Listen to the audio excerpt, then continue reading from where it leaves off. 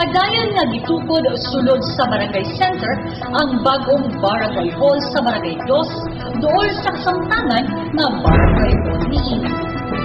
Sa pakighinabi sa Dateline News Gathering Team, uban kang punang Barangay Roberto Amay Mercado, dito mismo sa dapit din ng ilang bagong Barangay Hall, gitukod niadtong Hulyo 28, 2014, siya mibutyag sa mga kasayuran kapahin ni ining kalambuan.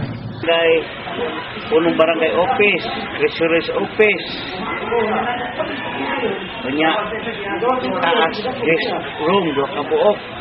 Session hall na 150 square meter ang floor, second floor, 150, 300 ka na.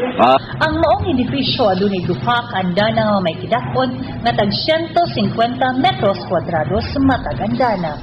Ang unang andana naglakip sa buhatan sa punong barangay ug sa barangay treasurer, barangay session hall ug laing kwarto nga mamahimong gamiton sa ubang mga buluhaton kun multi-purpose room.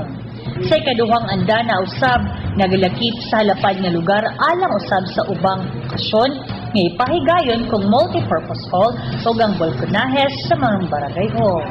Ang budget nga gigahin sa pagtukod nagkantidad og 4.585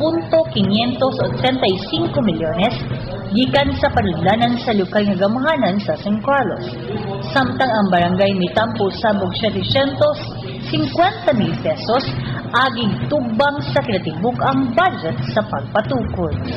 Ang Adroit Construction nga may contractor sa mga proyekto mibutyag usab nga ang pagtukod sa mga edifisyo na sugdan kanadtong tunga-tunga sa Abril ni Iga o gibanabana nga mahuman kini sa bulan sa Nobyembre kung walay dagkong hinungdan nga makababag sa pagtrabaho ni ini. Pagkahuman sa baong barangay hall, si punong barangay Mercado mibutyag nga ang plano sa ilang kasamtanang barangay hall nga ayuhon kini og pagkahimuon nga reading center o quarter o buhatan sa ilang mga tanod o buhatan sa barangay Lukon.